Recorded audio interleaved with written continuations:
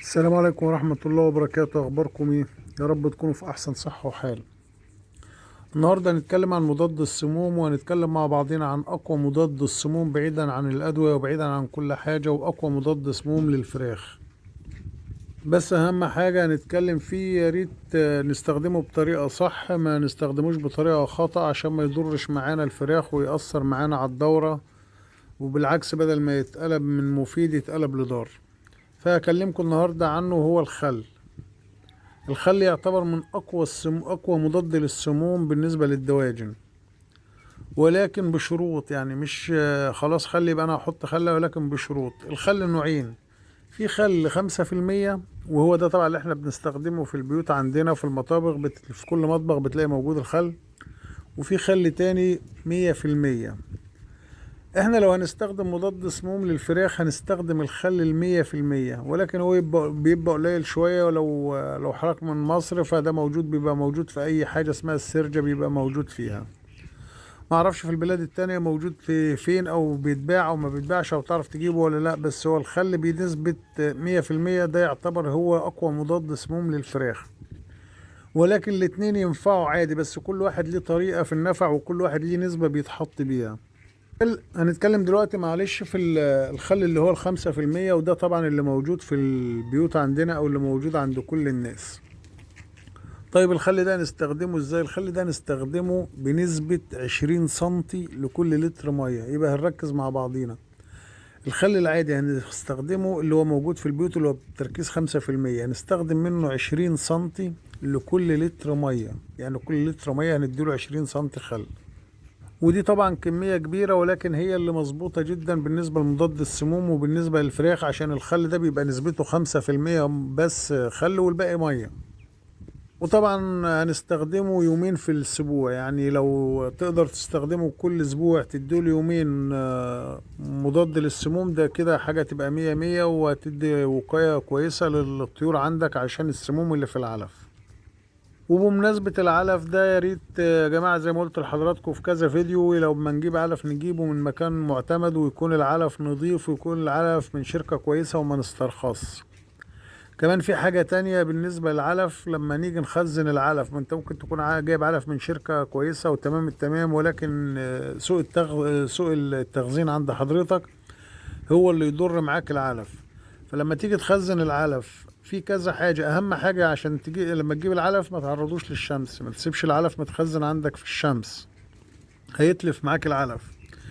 تاني حاجة: ما تخزنش العلف في مكان رطب. يعني ما تسيبوش في مكان رطب فيه مية، في نسبة مية، في نسبة رطوبة، العلف هيتعفن معاك وهيبقى مضر. حاجة تانية كمان: لما تيجي تخزن العلف بتخزنه فوق حاجة خشب أو حاجة قطن. يعني لو عندك خشب، حط العلف فوق خشب، ما تسيبوش على الأرض مباشرة، عشان طبيعي يمتص الرطوبة في الأرض وهيتعفن. يبقى نخزن العلف في مكان يكون جاف كويس ما فيهوش رطوبة، بعيد عن الشمس. نحطه فوق حاجة خشب أو حاجة قطن زي ما قلت لحضرتك، كل يناسب حضرتك. نرجع لموضوعنا، وهو موضوع مضاد السموم والخل. طيب اتكلمنا مع حضرتك وقلت لحضرتك انه ال5%. خلاص انت لو ما فيش موجود الخل عندك 100%، هتجيب الخل اللي هو بتركيز 5%، وهتحط 20 سنتي لكل لتر مية. ده بالنسبة طب انت ربنا وفقك ولقيت الخل اللي هو بنسبة 100%، ده طبعا يوفر عليك جدا وتمام. بس اقول لحضرتك ده تخلي بالك: بتحط من الخل ده اللي هو بتركيز 20%، اللي هو بتركيز 100% عفوا، بتحط منه سنتي واحد لكل 20 لتر مية. يبقى زي ما قلت لحضراتكم، سنتي واحد لكل 20 لتر مية. ما نكترش عن كده طبعا، وما نفرطش منه، عشان ده غلط. الخل ده يا جماعة بيبقى ريحته نفاذة لا تطاق. فأنا زي ما بقول لحضراتكم هو سنتي واحد بس لكل 20 لتر مية. اما يبقى لو 50 لتر مثلا، انت عندك السقاية والمكان اللي هتحط فيه 50 لتر مية، هتحط 2 سنتي ونص بالظبط. يعني ما تحاول ما تجودش من عند حضرتك، هو 2 سنتي ونص بالظبط. هتعيرهم بسرنجة لكل 50 لتر مية. ولو 50 لتر مية وما عندكش الخل 100%، هتجيب خل 5% اللي هو بتاع البيوت. يبقى كل لتر لتر خل هتديه ل50 لتر مية، يبقى 50 لتر مية هتديهم لتر كامل خل. ده هو ده، ولكن ده هو ده كده، وده نفس فايدة ده، هي فايدة ده بس، ولكن زي ما قلت لحضرتك بالنسبة للتركيز او بالنسبة لانك هتحط الخل، هو ده زي ده، ولكن ده ليه نسبة معينة بيتحط فيها وزي ما شرحت لحضرتكم، وده ليه نسبة معينة زي ما شرحت برضو لحضرتك، والاتنين هيبقى بنفس الطريقة برضو، سواء عملت ده او سواء جبت ده او جبت ده، بسيطة. المهم انك ايه زي ما قلت لحضرتك، يومين في الاسبوع طول الدورة معاك هتدي يومين في الاسبوع هتديهم خل.